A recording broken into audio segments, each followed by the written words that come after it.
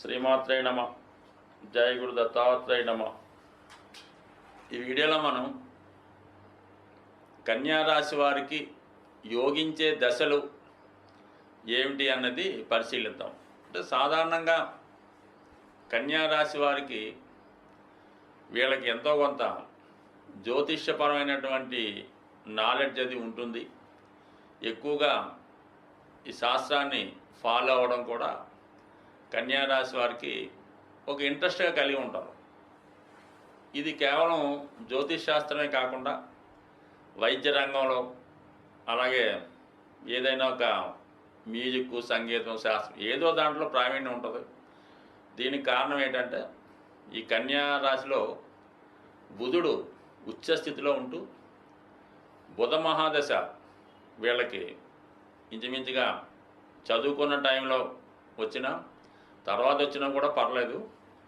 ఈ బుధ మహాదశ 17 సంవత్సరాలు కన్యారాశి వారికి అటు చదువు, జ్ఞానం, విజ్ఞానం, అలాగే వ్యాపారపరమైనటువంటి తెలివితేటలు, జీవితంలో ఏ విధంగా బతకాలి అన్నది, అంటే లౌక్యం చెప్తూ ఉంటుంది, కర్నింగ్ చెప్తూ ఉంటుంది, అభివృద్ధిని చెప్తూ ఉంటుంది.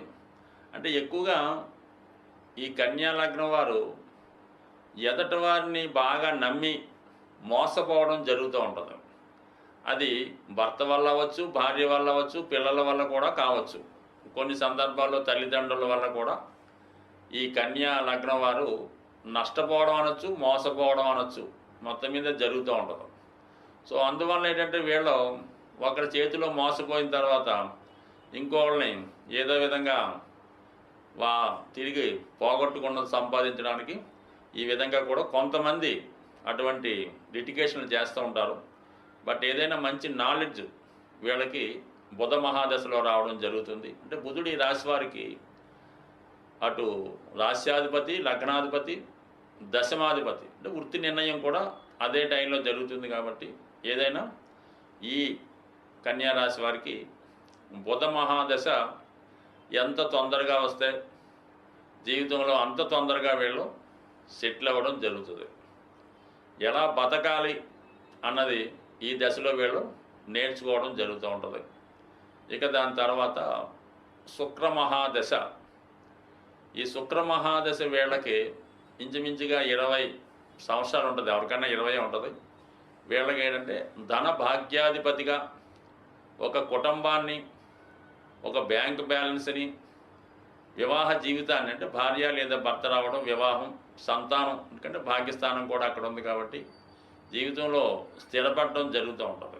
అంటే అదృష్టవశాత్తు ఈ కన్యా లగ్నం వారు బుధ మహాదశలో జన్మిస్తే మరి 17 సంవత్సరాలు, దాని తర్వాత కొద్దిగా ఒక 7 సంవత్సరాలు కేతు మహాదశ వచ్చి దాని తర్వాత వచ్చే శుక్ర మహాదశ 20 సంవత్సరాలు జీవితంలో చాలా సౌకర్యాలు అనిపిస్తాయి. అంటే కుటుంబం బాగుంటుంది, ధన సేవింగ్స్ ఉంటాయి, సువర్ణం, బంగారం, అలాగే వివాహం. అదే కాకుండా కుటుంబంలో మిగతా వారికి కూడా అదృష్టయోగం జరుగుతూ ఉంటుంది. అంటే ఏదైనా ఒక కుటుంబంలో ఒకరికి శుక్ర మహాదశ జరుగుతుంది అనుకుందాం, మిగతా వారికి కూడా ఇంచుమించుగా భార్య, భర్త, పిల్లలందరికీ కూడా ఈ శుక్ర మహాదశ నడుస్తూ ఉంటుంది. అదే శని మహాదశ నడుస్తుంది అనుకోండి, కుటుంబంలో అందరికీ కూడా ఒకటికి ఏలినాడు శని, ఒకటికి అష్టమ శని, ఒకటి శని మహాదశ, ఇంకోటి శని అంతర్దశ, ఈ విధంగా అందరికీ రావడం వల్ల ఒకరి మీద ఒకరి ప్రభావం చూసి చాలా ఇబ్బంది పడుతూ ఉంటారు. అదే శుక్ర మహాదశ అందరికీ ఇంచుమించుగా అటు ఇటుగా రావడం వల్ల మరి వాళ్ళ ఇంట్లో ఒక విధంగా వేస్టేజ్ ఎక్కువ అవుతూ ఉంటుంది. నెలకి 4 జతలు బట్టలు కొంటుంటారు, 2 జతలు చెప్పులు కొంటుంటారు, 6 నెలలకు కొత్త వాహనం కొంటారు. ఈ విధంగా అనేక ఆధునిక సౌకర్యాలు, అటు ఫ్యాన్ ఉంటుంది, అటు ఏసీ ఉంటుంది, అటు కూలర్ ఉంటుంది, ఈ 3 ఎట్ ఏ టైం వాడుతుంటారు. అంత విధంగా వాడు వైభోగాన్ని అనుభవిస్తూ ఉంటారు శుక్ర మహాదశలో. దాని తర్వాత శని మహాదశ జీవితంలో కన్యా లగ్నం వారికి శని మహాదశ అనుభవపూర్వకంగా, ప్రాక్టికల్గా జీవితంలో నిలబెడుతూ ఉంటుంది. అప్పుడు దాకా ఏదో హ్యాపీగా సంతోషంగా గడుపుతున్నవాడు శని మహాదశ రాగాన ఒక జర్క్ ఇస్తుంది అన్నమాట. అప్పుడు దాకా ఉన్నటువంటిది, అప్పుడు దాకా వస్తున్నటువంటి ఆదాయం పోతుంది. ఏదో పెద్దవాళ్ళు సంపాదిస్తే తింటూ ఉంటాడు, అది ఆగిపోతుంది. ఆటోమేటిక్గా వీడికి ధనం విలువ తెలుస్తూ ఉంటుంది. అప్పుడు ఏదో చిన్నపాటి ఉద్యోగంలో చేరి తనకు తాను సంపాదించుకుంటూ తనకు తాను కష్టపడవలసి ఉంటుంది. అంటే శని భగవానుడు వీళ్ళకి పంచమ షష్టాధిపతిగా ఉండడం వల్ల కేవలం ఈ సమయంలో ఉద్యోగం మాత్రమే చేయవలసి ఉంటుంది. ఉద్యోగం ద్వారా కుటుంబాన్ని పోషించుకోవాల్సి ఉంటుంది. అది ఇతను కష్టపడుతూ ఇతరుల్ని పైకి తీసుకురావడం జరుగుతూ ఉంటుంది. అందువలన ఎప్పుడైనా సరే ఈ కన్యా లగ్నం వారికి శని మహాదశ తొందరగా వస్తే వీళ్ళు తొందరగా సెటిల్ అవ్వడం జరుగుతుంది. దాని తర్వాత వచ్చే మహాదశలు వీళ్ళకి, అంటే శని మహాదశ ఈ 19 సంవత్సరాలు అయిపోయింది అనుకుంటాం, ఇమీడియట్గా వచ్చే బుధ మహాదశ మరి కన్యారాశి వారికి లగ్నాధిపతిగా 17 సంవత్సరాలు బ్రహ్మాండమైన లైఫ్ ఇచ్చేస్తుంది. దాని తర్వాత వచ్చే కేతు 7 సంవత్సరాల మధ్యలో కొద్దిగా ఇంటర్వెల్ ఇచ్చినా మళ్ళా వచ్చే 20 సంవత్సరాలు జీవితాంతం, ఇంకా మొత్తం 37 సంవత్సరాలు మరి వాళ్ళ యొక్క ఎంత గొప్పగా ఉంటుందో అది వాళ్ళు అనుభవించిన వాళ్ళు తెలుస్తూ ఉంటుంది. బట్ ఏదైనా అల్ప సంతోషం అన్నమాట, చిన్నదానికే బాగా సంతోషించే జాతకులు కన్యారాశి వారు ఎక్కువగా వీళ్ళకి సినిమా పరిశ్రమ, చార్టెడ్ అకౌంటెంట్స్, న్యాయశాఖ, విద్యాశాఖలో బాగా రాణించగలుగుతున్నారు. బుధ మహాదశ జరుగుతున్నప్పుడు ఈ కన్యా లగ్నం వారు విద్యకు సంబంధించినటువంటి, అంటే వ్యాపారం అనకూడదు కానీ ఏదో స్కూలో, పాఠశాలలో, కాలేజీ పెట్టుకుంటే బ్రహ్మాండంగా దానికి పేరు వస్తుంది.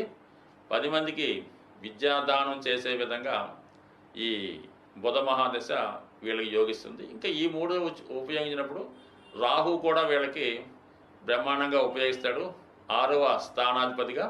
మరి కొంతమంది లెక్క ప్రకారం కన్యారాశిలో రాహు ఉంటే వారి జీవితంలో ఒక ప్రధానమంత్రికి సలహా ఇచ్చే స్థాయికి వెళ్ళడం జరుగుతూ ఉంటుంది అన్నమాట. అంటే వీళ్ళు ఎప్పుడు ఒకరిని కింగ్ చేస్తుంటారు కాబట్టి రాహు లగ్నంలో ఉండగా కన్యారాశిలో, కన్యా లగ్నంలో జన్మిస్తే ఖచ్చితంగా వాళ్ళు ఒక గొప్ప అధికారి దగ్గర సహాయకుడిగా ఉంటూ మొత్తం అంతా వీళ్ళే పరిపాలిస్తూ మొత్తం అంతా వీళ్ళే నడిపిస్తూ ఉంటారు కాబట్టి. బట్ ఏదైనా మరి ఈ దశలో వీళ్ళకి ఈ విధంగా ఉపయోగించినప్పుడు వీళ్ళకి రవి మహాదశ, రవి గ్రహ రాజు కాబట్టి వ్యయాధిపతిగా 6 సంవత్సరాలే ఉన్నా వీళ్ళ జీవితంలో రవి మహాదశ ఎప్పుడు వచ్చినా కూడా ఖచ్చితంగా అప్పటిదాకా చేసినటువంటి తప్పులకి పనిష్మెంట్ ఇవ్వడం జరుగుతూ ఉంటుంది. అది శిక్ష రూపంలో అవ్వచ్చు, ఉద్యోగం పోవడం ద్వారా అవ్వచ్చు, అనారోగ్యం వల్ల కూడా కావచ్చు. అంటే ఎందుకంటే రవి రాజు కాబట్టి ఖచ్చితంగా ప్రజల్ని శిక్షించే అర్హత, అలాగే జాగ్రత్తగా వాళ్ళకి ఉపాధి కల్పించే బాధ్యత గ్రహరాజు మీద, రవి మీద ఉంటుందన్నమాట. అంటే మనకి రాజు ఎలాగో, అంటే పూర్వకాలం రాజులు అనుకుందాం, ఇప్పుడు రవి దశలో మాత్రం మరి ఖచ్చితంగా కన్యా రాశి వారికి, కన్యా లగ్నం వారికి పనిష్మెంట్ ఇవ్వడం జరుగుతూ ఉంటుంది. దాని తర్వాత మరి కుజుడు, ఈ రాశి వారికి అత్యంత పాపగ్రహం కుజగ్రహం, తృతీయ అష్టమాధిపతిగా చాలా వరకు కన్యా లగ్నం వారికి జీవితంలో ఒకసారైనా వాళ్ళకి యాక్సిడెంట్ లాంటిది, అంటే ఆడుకున్నప్పుడు, సైకిల్ తొక్కినప్పుడు, వెహికల్ మీద వెళ్ళినప్పుడు ఎక్కువగా చేతికి ఫ్రాక్చర్ అవ్వడం కానీ, లెగ్కి, కాలుకి ఫ్రాక్చర్ అవ్వడం కానీ జరుగుతూ ఉంటుంది. ఎక్కువగా ఈ రాశి వారికి, లగ్నం వారికి ఈ కుజ మహాదశ వచ్చినప్పుడు మాత్రం చాలా జాగ్రత్తగా వ్యవహరించాలి. అంటే ప్రయాణాలు చేస్తున్నప్పుడు, అంటే పూర్వకాలం అయితే గొడవలు, కొట్లాటలో ఫ్యాక్షనిజం అది ఉండేది. సో ఇప్పుడైతే లేదు కానీ, బట్ ఏదైనా అటువంటి వ్యవహారాలకి దూరంగా ఉండాలి. ఆయుధాలు పట్టుకొని, పదునైన వస్తువులు పట్టుకొని తిరగడం కూడా అంత మంచిది కదా. అంటే ఆ టైంలో ఎప్పుడు కోపం వస్తుందో తెలియదు, అవతల వాడిని గమ్మని అటాక్ చేసి వాడిని కొట్టచ్చు. అందువలన ఈ దశలో చాలా వరకు పోలీసుల వల్ల, ప్రభుత్వం వల్ల శిక్ష పొందే అవకాశం ఉంటుంది. కాబట్టి కుజ మహాదశలో మాత్రం చాలా జాగ్రత్తగా వ్యవహరించాలి. చట్టానికి లోబడి నిజాయితీగా, న్యాయంగా వ్యవహరించవలసి ఉంటుంది. అలాగే మరి చంద్రుడు లాభాధిపతిగా ఉన్నప్పటికీ కూడా మరి ఆ సమయంలో జాతకుడు సంపాదించిందంతా కూడా తనకి ఇష్టమైన వారికో, ప్రేమించిన వారికో, పిల్లలకు, ఎవరికో ఒకరికి ఏదో రూపంలో చెల్లించి తిరిగి పొందలేకపోవడం జరుగుతూ ఉంటుంది, మోసపోవడం జరుగుతూ ఉంటుంది. అయితే జీవనోపాధికి అయితే ఇబ్బంది అయితే ఉండదు. మరి స్నేహితుల వల్ల లాభం పొందుతూ ఉంటారు. లాభాధిపతి ఎప్పుడు కూడా ఏదో ఒక సౌఖ్యాన్ని ఇస్తూ ఉంటాడు కాబట్టి మరి చంద్రుడు మాతృకారకుడుగా మరి మాతృ సౌఖ్యాన్ని ఇవ్వడం జరుగుతూ ఉంటుంది.